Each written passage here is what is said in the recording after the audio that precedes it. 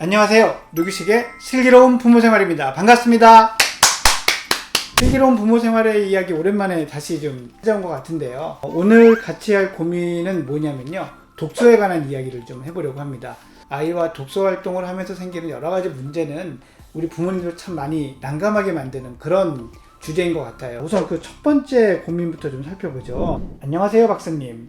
저는 44개월 책을 좋아하는 남자아이가 있습니다. 처음부터 책을 좋아한 건 아니었고, 원래 집에 TV가 없긴 했지만 장난감을 여느 집에 있는 만큼 아이 방에 차 있었는데, 집안이 너무 어지러지다 보니까 감당이 안 돼서 다 처분을 한 후로 제가 마땅히 놀아주지도 못하고 집에 있으면 심심하니까 책을 좋아하게 된 것 같습니다. 박사님이 강조하셨듯 제가 실감나게 읽으려 했던 게 조금은 영향이 있었던 것도 같고요. 문제는 사실 제가 책을 별로 좋아하지 않는 데다가 유아책이다 보니 재미도 없고 한 페이지를 넘길 때마다 질문이 무척이나 많습니다. 한창 왜를 꽃 피울 나이긴 하지만 원래 좀 책이든 뭐든 꽂히면 그게 해결되지 않으면 불편해하는 편이고 답답해합니다. 될 때까지 물어봐요.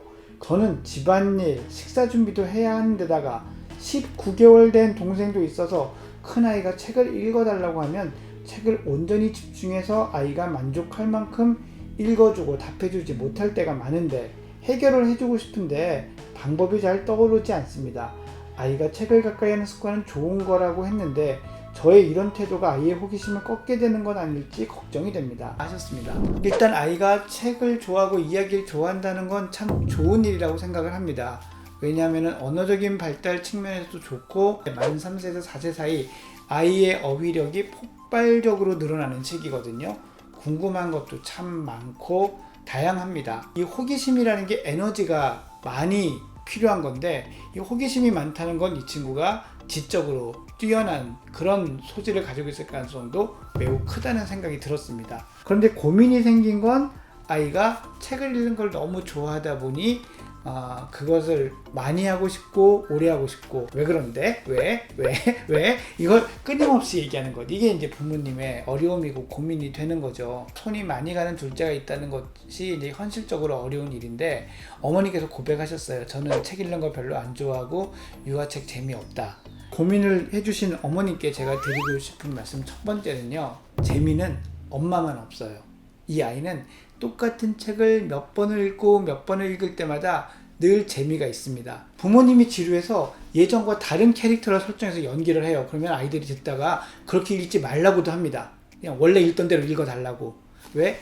아이는 거기서 뭔가 생각이 난 게 있고 느낌이 새롭게 온 게 있고 또 그것을 다시 한번 경험해보고 싶어서 엄마나 아빠한테 부탁을 하는 건데, 엄마는 지난번에 한번 읽어줬으니까 됐겠지? 나도 좀 지루한데? 이러면서 바꾸게 되면 그게 아이랑 안 맞는 거거든요. 그래서 아이가 같은 책, 같은 부분을 읽어달라고 할 때 똑같이 읽어주시는 게 저는 차라리 더 좋다라고 생각을 합니다. 근데 이렇게 책을 읽다 보면은 엄마의 체력도 바닥이 나는데, 이때 어떻게 하면 좋으냐? 뭐냐면 왜라는 걸 묻는 거를 활용하는 겁니다. 사실 이 시기에 독후 활동이라는 거는 내용을 아는 게 중요한 게 아니에요. 그거는 부모와의 대화의 소재가 되는 거고 자기가 생각을 키울 수 있는 기회, 자극이 되는 거거든요. 그러니 이때 책을 읽다가 그 책을 1페이지부터 끝페이지까지 다 읽어야 될 필요가 전혀 없는 거예요. 전혀 다른 얘기를 묻고 대답하고 이렇게 하는 것이 이 아이에게는 아주 좋은 독후 활동이고 언어적 자극을 주는 거거든요. 그러니까 책을 읽다가 줄거리에서 벗어나는 대화를 하는 것에 두려움을 가지지 마시고 그때 아이와 대화를 하세요. 아이 입장에서는요, 엄마가 내 눈을 쳐다보면서 내 이야기를 들어주면서 나한테 던지는 질문, 이거는 내 얘기가 재밌구나, 우리 엄마가 이걸 관심을 갖는구나, 이런 뜻이 되거든요. 그러니 이런 얘기를 충분히 하는 것, 이게 정말 좋은 독후 활동이고 언어적인 교육이 되는 겁니다. 그러니까 책을 읽다가 다른 데로 빠져나가고 질문을 많이 할 때 그런 질문을 충분히 해주시고요. 근데 그 중에 질문을 엄마가 모르는 질문을 할 때도 있어요. 그러면 엄마가 아시는 데까지만 대답을 해주세요. 그리고 더 이상은 자세히 모르겠는데 그거는 우리 내일 엄마가 인터넷을 찾아보고 대답해 줄게 하셔도 돼요. 이게 왜 좋은 의미가 또 있냐면 이 아이에게 호기심을 만족시켜 줄 수 있는 게 인터넷에 있고 이 스마트 기기로 있다라는 걸 알려주는 것. 이게 스마트폰 이렇게 써야 돼, 인터넷 이렇게 써야 돼 라고 말로 설명하는 것보다 훨씬 좋은 모델링을 가지고 오거든요. 그러니까 나 모르겠어, 찾아봐야 되라는 대답을 하는 것에 대해서 전혀 주저하지 마세요.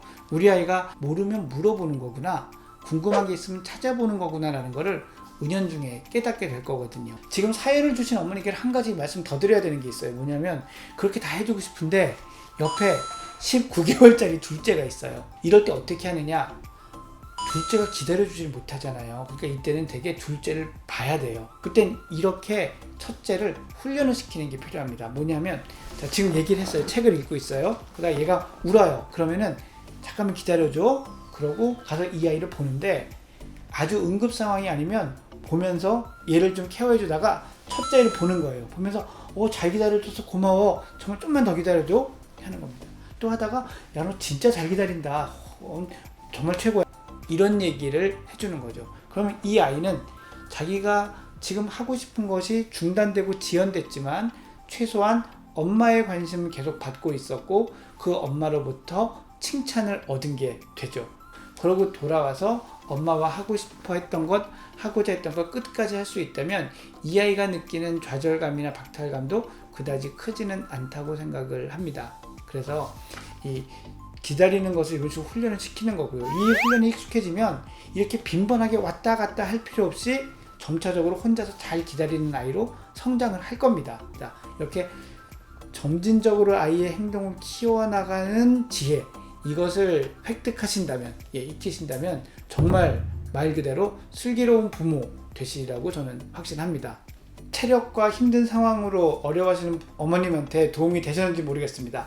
오늘 슬기로운 부모 생활은 책을 읽으면서 왜 하고 엄마 옆에 붙어 있으려고 하는 44개월짜리 남자아이에 대한 이야기였습니다. 오늘 순서는 여기서 정리하려고 하고요. 여러분, 구독, 좋아요 많이 눌러주시고요. 구독, 좋아요 눌러주시는 것만큼 육아가 즐거워지실 겁니다.